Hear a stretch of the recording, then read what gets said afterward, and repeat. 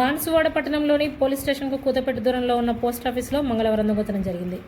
అక్కడ కాపలాగా ఉన్న వాచ్మెన్ సాయిల్పై కర్రలతో దాడి చేయగా అతను సొమ్మసిల్లి పడిపోయాడు. అధికారులు సాయిల్ను స్థానిక ఆసుపత్రికి తరలించారు.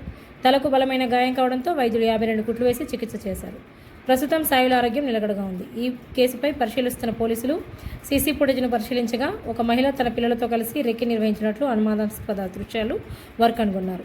ఆ తర్వాత 3 వ్యక్తులు లోనికి ప్రవేశించి సాయిల్పై దాడి చేసి దొంగతనానికి పాల్పడినట్లు పోలీసులు గుర్తించారు. పోలీసులు నిందితుల కోసం గాలింపు చర్యలు ముమ్మరం చేశారు.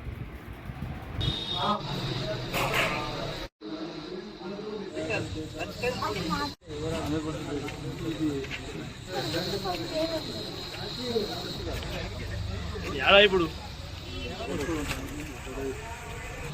ఏం సార్ అయితే అంతకుముందు ఒకసారి కోతులెక్కింది ఇంటి మీద ఎలుగొట్టిన కరెంటు కూడా అయితే మర్ర రెండోసారికి ఎక్కినాయి. అవి లేవు కోతులు అప్పుడు వీళ్ళెక్కి అయితే నేను డోర్ తీయకపోతే రప్పని వేసి ఏందో ఏడబెట్టి పైసలు అన్న నాకేం తెచ్చే పైసలు నాకేం తెలుసా ఏడుందో చూసుకోవాలి.